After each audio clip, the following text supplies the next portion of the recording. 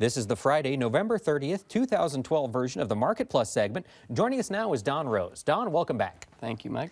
One thing we didn't get a chance to talk about in the show was cotton. Where do you see cotton headed? What are your thoughts there? Well, cotton has been in a bear market. And where we're really at on cotton is it's just kind of moved down to value, about 70 cents. And what you really have is the big person down here that's supporting it is China. China, for some reason, is stockpiling. They're stockpiling domestically. So I think you have to say they're value buyers. And I think that gives you confidence that that's probably down at an area that we probably don't go lower. Can we go a lot higher? I think our balance table needs to improve before we do that. All right. Now, as we look towards next year, are we going to see more farmers switching from cotton to soybeans? Do you think we're going to lose a lot of acres? Is that a thought out there? No, it definitely is. I mean, I think at this level on cotton, and if soybeans stay at this level, even now you can do some risk management to lock in that difference. That I think you'll see the acres switch, and that's probably one issue for soybeans is, we're going to continue to grow acres there as well as the corn. And if we see fewer acres in cotton, is that going to have any sort of bullish impact on the price as we look towards the end of next year?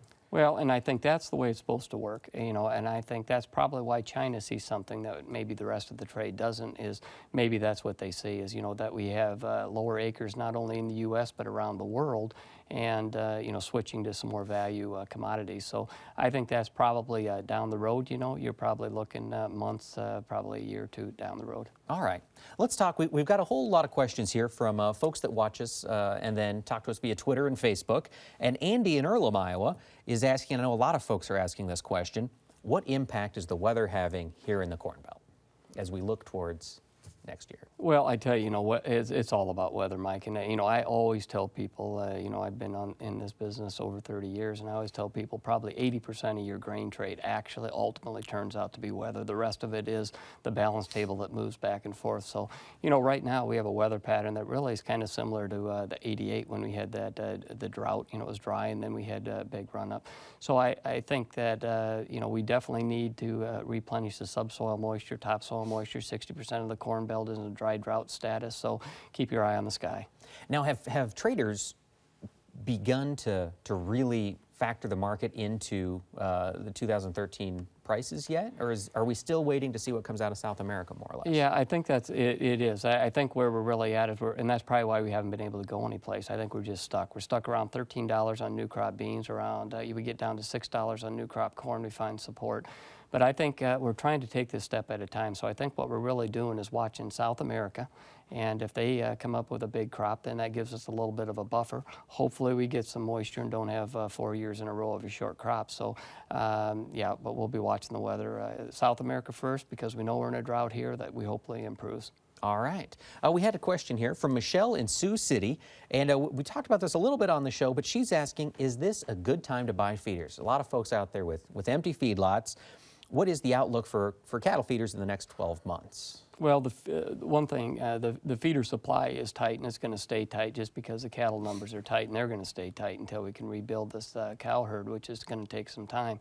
So I think if you're a feedlot, you're competing with a lot of other feedlots. You're buying feeders, but and if the grain market moves higher, feeders will come under pressure, but vice versa if the other happens. Okay. All right. So it's just kind of a wait and see type mode. If you got the cash, maybe worth looking at, but otherwise they're at value. I would say that. So I think they're at good value, and it's up to the grain as far as which way they go from here. All right, that's great.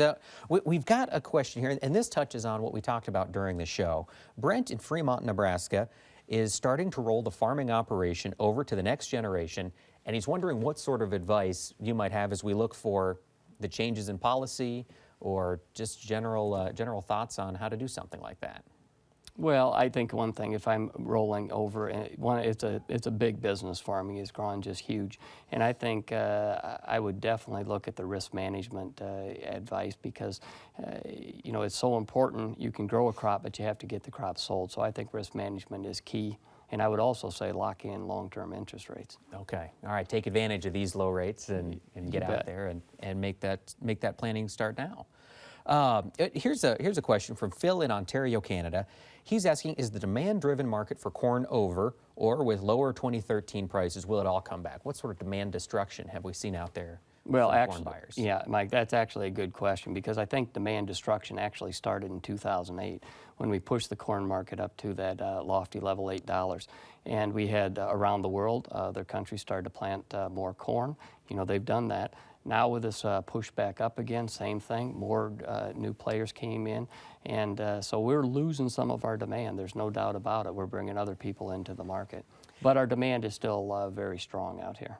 And do you see that continue? I mean, as we look, we've talked about exports. Corn exports have been very low all fall with these high prices. What's your thoughts on those going forward? Corn exports. Well, I think, you know, they're price sensitive. So I think you have to say that, you know, our export pace is very, very low right now because people are just trying to do with less on it, actually, you know, how we do when that happens. And so I think if the prices come down, I think our exports will grow. But I tell you, another factor on our export is a little bit disappointing with the dollar as weak as it is, that we can't maintain exports stronger than they are because, you know, the dollar at some point in time probably improves. And now, speaking of the dollar, that's something that a lot of people have been asking. Where is the dollar going in terms of value? And you just said you think it's probably going to improve. Do you know when that might? I mean, rough guess? Well, I tell you one thing, if we quit printing money, that would help, you know, so I mean, and they're telling us in all these budget debates that that's going to be something that they're going to work on and start to reduce the deficit. So I think if we send that signal, there's no doubt that the dollar should start to find some strength. It won't be good for exports, that's one issue, but right now we have a weak dollar policy, and, you know, we think that'll change a little bit down the road, but we're at a floor on the dollar. Okay. All right. We did have a question here from Joe in Western Illinois, and you know, he's asking about metals, and we saw the sell-off in metals today. He's asking, is copper the new silver? Well, I think the one thing you have about copper is it's more of an industrial metal, but I can tell you one thing with all the metals in general, it's kind of like farmland. It's an all-in program because interest rates are very low. People don't know where to put their money, so they'll put it in stable raw commodities. So that's the one risk that you have with copper. It's an industrial product, so I mean, if the housing industry continues to gain momentum, that's a plus, but you also have the other risk involved also. All right, Don, just to wrap it up, as we look for this next month, heading towards January 1st, what's your prediction on the fiscal cliff? How do you see this working out?